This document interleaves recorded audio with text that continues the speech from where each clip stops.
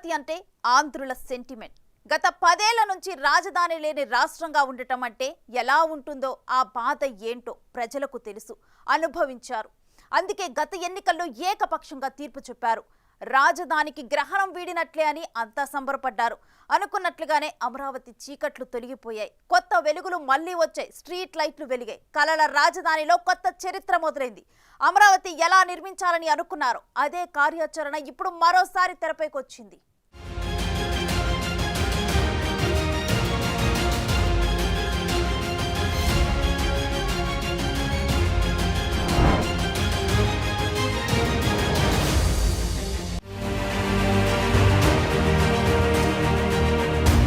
Sentiment కొన్ని విషయాల్లో చాలా బాగా పనిచేస్తుంది.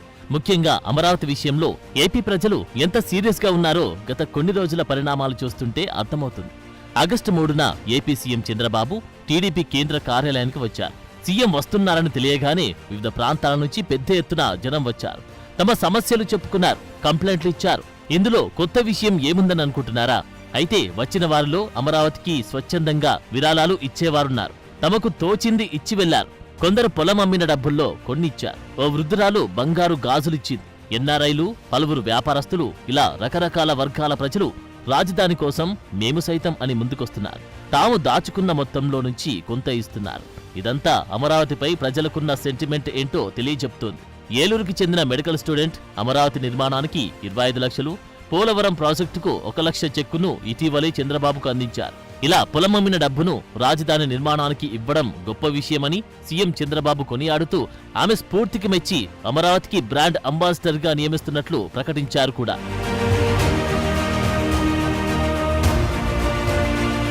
గతంలో 2014 నుంచి 2019 వరకు కూడా రాజధాని అభివృద్ధి కోసం విరాళాలు తీసుకున్నారు.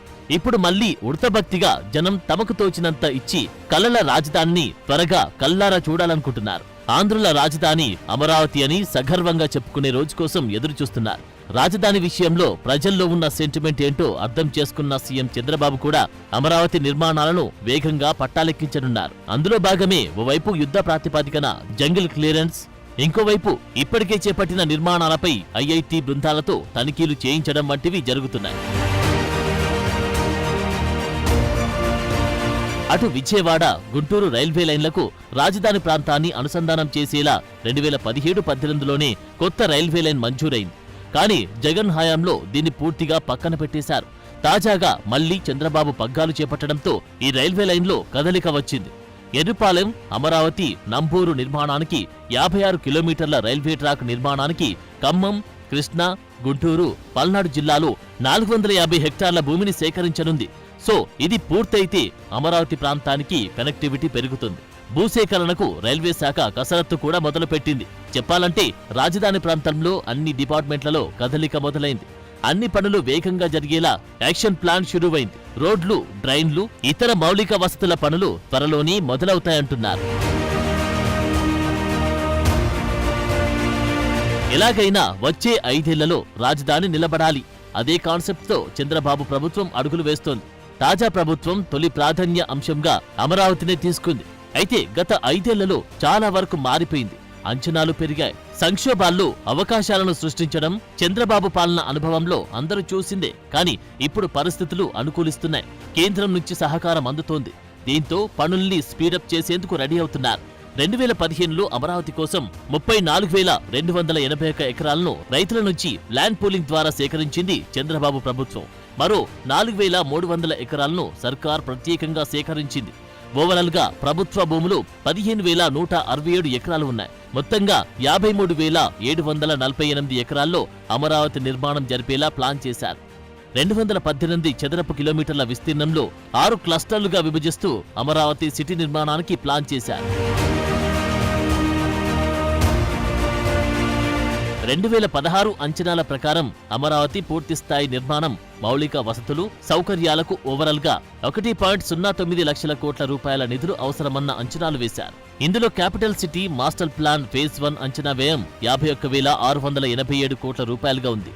మౌలిక వసతులు, ప్రభుత్వ భవనాల నిర్మాణానికి ఇప్పటికిప్పుడు 40,000 కోట్ల రూపాయలు అవసరమని లెక్కలేస్తున్నారు. చంద్రబాబు గత హయాంలో సిఆర్డీఏ ఏర్పడ్డప్పుడు ఈ అంచనా ఖర్చు కేవలం 21,000 కోట్లు మాత్రమే ఉంది. అంటే 5 ఏళ్లకి అంచనా ఖర్చులు రెట్టింపయ్యాయి.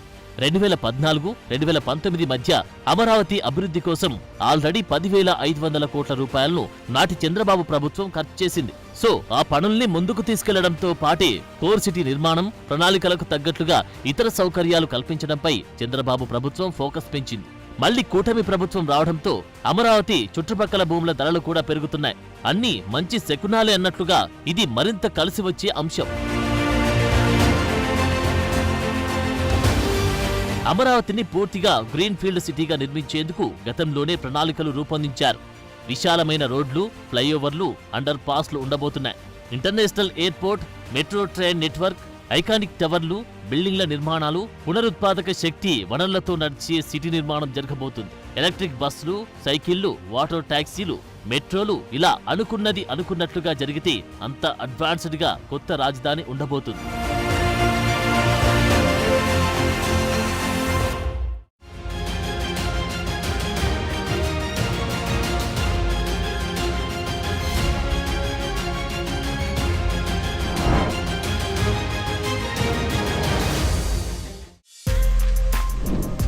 For more videos like this, subscribe Big TV channel.